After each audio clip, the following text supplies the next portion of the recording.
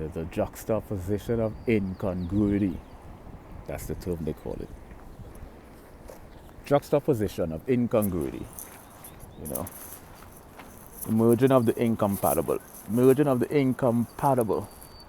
Yeah. Taking two things that are mutually exclusive, placing them side by side and finding a single common denominator they share. Juxtaposition of incongruity. Yeah. And what juxtaposition of incongruity does is it creates a sort of absurdity.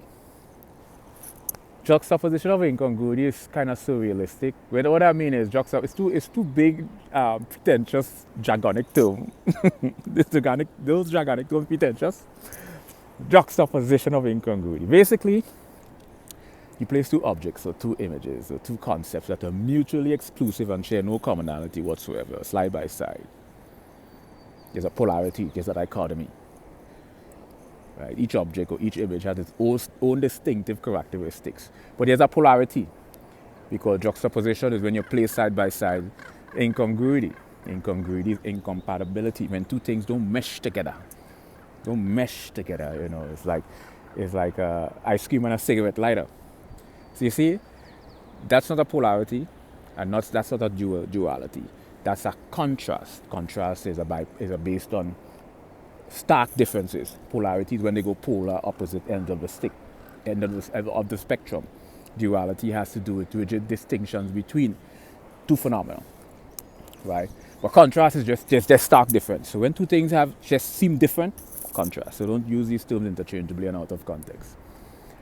And now, the juxtaposition of incongruity is the whole process of merging this incompatibility into some sort of cohesive phenomena. So it's supposed to be on contrast, but when you juxtapose them, there's a cohesiveness to this polarity. They become one, right? They might be independently ambiguous. They might merge together and create an ambiguous absurdity. But when this is juxtaposed now, this is where it's like when juxtaposition and incongruity merges into symbiosis, and this is where you get surrealism. Because surrealism might cause two incongruity to create something that's absurd, or something that we consider absurdity. So, or surrealism. This is what surrealism is. You know, Salvador Dali exemplified this. He juxtaposed the subconscious and the dream state, right? And so you have this. So you merge this incongruity, you juxtapose them, and then when it coheses and creates what we call something that's surrealistic, right? But then that surrealism might be absurdity, right? It may not be absurdity, it might be surreal.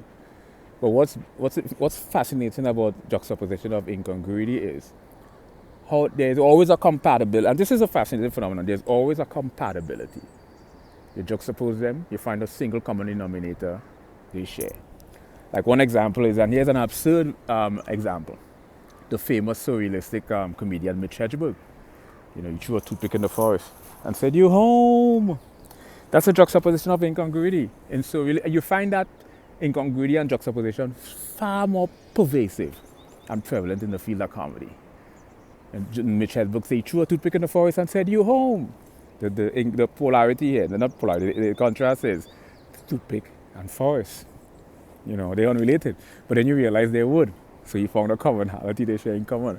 Toothpick is wood, forest is wood. So they're home. You see? So this is how Mitch Hedberg juxtaposition of income